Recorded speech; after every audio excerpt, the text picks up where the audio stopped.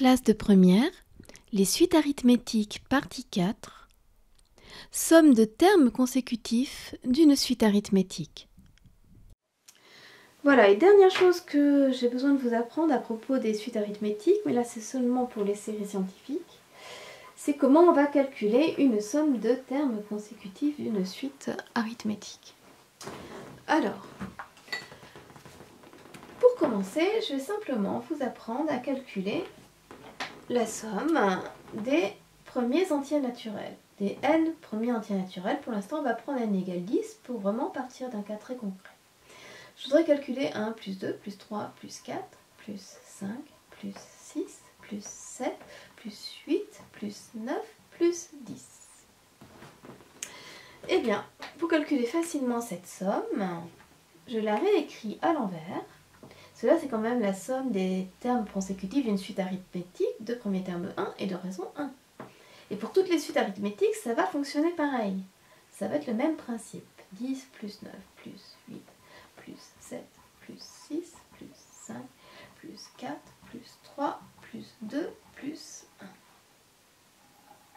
Si j'additionne membre à membre mes deux lignes, je remarque que 2 fois s plus s, ma somme s, ça va être égal à 10 plus 1 qui fait 11, plus 2 plus 9 qui fait 11, plus 3 plus 8 qui fait 11. Bah, c'est normal en fait qu'on obtienne toujours le même résultat, parce que là j'ajoute 1, là j'enlève 1.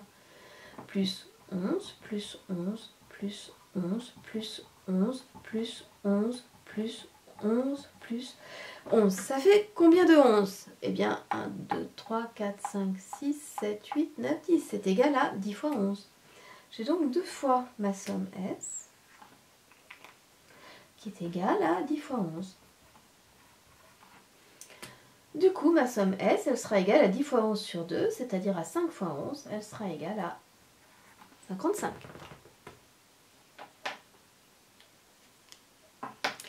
Alors maintenant, je fais pareil, sauf que je ne vais pas jusqu'à 10 précisément, mais on va aller jusqu'à n en général. Je vais calculer la somme que je vais appeler Sn de tous les entiers naturels en commençant par 1 pour arriver jusqu'à n-1 et n. Même principe, je réécris ma somme à l'envers. Alors ici, le plus grand c'est n, pardon. Donc sous le 1 j'écris le n, sous le 2 j'écris le n-1, sous le 3 j'écris le n-2, après sous le n-1 j'écris le 2 et sous le n j'écris le 1.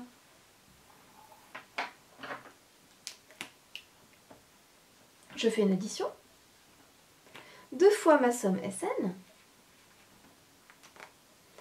ça va être égal à 1 plus n plus 1, plus n moins 1 plus 2, bah, ça fait encore n plus 1, plus n moins 2 plus 3, bah, ça fait encore n plus 1.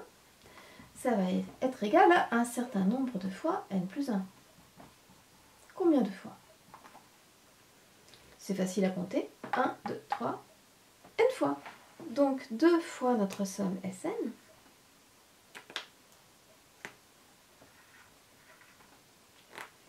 va être égal à n fois n plus 1. Et c'est pour ça que vous avez la formule très connue des n premiers entiers naturels. La somme des n premiers entiers naturels qui est égale à Sn, qui est égale à n fois n plus 1, divisé par 2.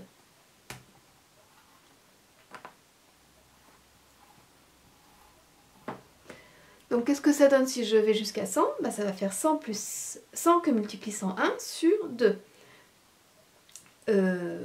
Oui, donc 100 que multiplie, oui, si je veux calculer S, 100. Je vais faire 100 fois 101 divisé par 2. Qu'est-ce qui est le plus rapide? De faire 50 fois 101? Donc ça fait, je peux faire 100 divisé par 2 en premier, 50 fois 101. Bah oui, ça va donner 505 fois 10, donc 5050. Par exemple. Maintenant, si on a une suite arithmétique, donc une suite pour laquelle on ajoute toujours le même nombre pour passer au nombre suivant, et bien pour calculer une somme de termes consécutifs, on va s'y prendre de la même manière. si on a une suite arithmétique de premier terme U0 et de raison moins 3, et qu'on veut calculer la somme de U0 à U20. Eh bien la somme, je vais l'écrire dans un sens. Je ne suis pas obligée d'écrire en entier, hein. Plus U19 plus U20. Je vais l'écrire dans l'autre sens. Je vais commencer à U20 plus U19 plus U1 plus U0. Et comme je sais que à chaque fois ici, j'ai additionné le même nombre, et que dans l'autre sens, j'ai enlevé le même nombre. Enfin, en l'occurrence, ici, on va enlever 3 à chaque fois. Donc, ça veut dire que chaque colonne, eh bien, elle va nous donner le même résultat. Je vais donc avoir 2S qui sera égal à toujours la même somme, U0 plus U20. Alors, U19 plus U1, comme on est dans une suite arithmétique, ça sera aussi égal à U0 plus U20. Ici, U19 plus U1, ça sera aussi égal à U0 plus U20. Et enfin, ici, on aura U0 plus U20. On l'aura combien de fois? Alors, attention à bien compter. Attention, ça démarre à 0 et on va jusqu'à 20. Si on démarrait de 1 et qu'on allait jusqu'à 20, on aurait 20. Mais là, il y en a un petit 21e. Donc, 2 fois notre somme S, elle est égale à U0 plus U20 que multiplie, attention, 21. Donc notre somme S, elle est égale à U0 plus U20 fois 21 sur 2. Souci, on n'a pas calculé U20. Mais pour calculer U20, ben, on a une jolie petite formule du cours qui nous dit que quel que soit N, UN, c'est la formule du terme général, est égal à U0 plus N que multiplie la raison. Donc je peux très bien calculer U20 sans problème. U20, il est égal à U0, on sait que c'est 99, plus N, ici c'est 20, plus 20, que multiplie la raison, on la connaît, c'est moins 3. Donc ça va être égal à 99 moins 60, et ça va être égal à 39. Donc maintenant que je sais que U20 est égal à 39, eh bien je peux très bien calculer S sans problème. Donc je le mets dans un petit coin, U20 égale 39. Je sais que ma somme S, si j'avais envie, je pourrais l'écrire avec le symbole somme. C'est la somme pour I allant de 0 à 20 des UI. Ça veut dire la même chose que c'est U0 plus U1 jusqu'à U20. Donc cette somme, qui est la somme pour I allant de 0 à 20 des UI, elle est égale à U0 plus U20 que multiplie 21 sur 2, c'est-à-dire U0 il vaut 99, plus U20 qui vaut 39, que multiplie 21 divisé par 2. Donc ma somme S, elle va être égale à, combien ça fait 99 plus 39? Je fais 100 plus 40, ça ferait 140, et j'enlève 2, ça fait 138. Elle ferait 138 fois 21 divisé par 2. Et c'est quoi la moitié de 138? Eh bien, 138 c'est 120 plus 18, donc ça va être 60 plus 9, donc ça va être 69 fois 21. Par contre, ça, je ne sais pas trop comment le faire en calcul mental. Si, je vais faire 69 fois 20 plus 69 fois 1. Alors, combien ça fait 69 fois 20? T1, 69 fois 20 plus 1. Eh bien, ça va faire 69 fois 2 qui fait 138, auquel j'ajoute un 0 puisque c'est 69 fois 20, plus 69 plus 1. Ça va donc être égal à 0 et 9, 9, 8 et 6, 14, je retiens 5, à 1449. Et ce résultat de 1449, je vais le vérifier à l'aide d'un tableur. La solution la plus rapide pour moi pour vérifier mes calculs, c'est d'utiliser un tableur. Dans la première colonne, je vais entrer mon indice N. Dans la deuxième colonne, je vais indiquer mes termes UN. Alors, si j'indique 1 E0 et 1 en A2 et en A3, eh bien, il va continuer, il va compléter la suite tout seul à condition que je sélectionne ensemble 0 et 1, il va considérer que c'est une suite arithmétique, justement, et il va compléter la colonne en additionnant 1 à chaque fois.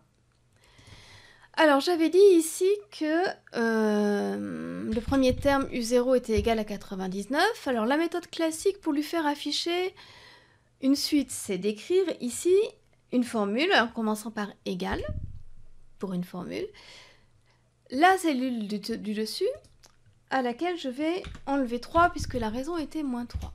Et après, je peux recopier celle-ci vers le bas. Alors, je la sélectionne. Je saisis la petite poignée d'incrémentation qui est le petit carré en bas à droite de la cellule. Là, mon curseur qui était une grosse croix blanche se transforme en petite croix noire et je recopie vers le bas. Mais je pouvais aussi très bien faire comme tout à l'heure, indiquer les premiers termes, 99, 96, mais ça ne marche que pour les suites arithmétiques. Les sélectionner ensemble et recopier vers le bas. On trouve bien ce qu'on avait trouvé en U20, c'était 39, en U0, 99. Moi, je voudrais savoir quelle est la somme des termes de U0 à U20. Donc, je lui demande de calculer ici, par exemple, égale somme. Je vais mettre la plage, somme des termes de U0 à U20. Je ferme ma parenthèse. Et je trouve bien 1449. Et si toutefois je voulais vérifier mon nombre de termes, j'écrirai égal NB, ouvrez la parenthèse, ça va m'indiquer le nombre de valeurs qu'il y a dans la plage de U0 à U20. Est-ce qu'on en avait bien 21? Oui, on avait bien 21 valeurs.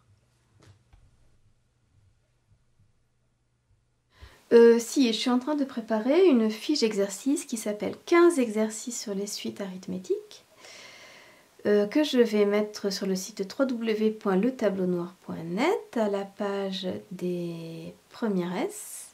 Et vous aurez les énoncés et les corrigés, soit en PDF pour les imprimer, soit en JPEG pour les consulter. Et j'ai aussi fait à la page des premières ES une fiche de problèmes avec des suites arithmétiques et géométriques, donc des problèmes de mise en situation qui sont très classiques de ce qu'on peut avoir au bac en ES ou en ST2S. J'ai pris des problèmes dans des livres de première ES et des livres de première ST2S. Voilà, bon entraînement. Et puis posez-moi des questions si vous trouvez qu'il y a des choses pas claires pour que j'améliore mes cours. Dans la vidéo suivante, nous verrons un problème qui se résout à l'aide soit du tableur, soit d'une suite arithmétique.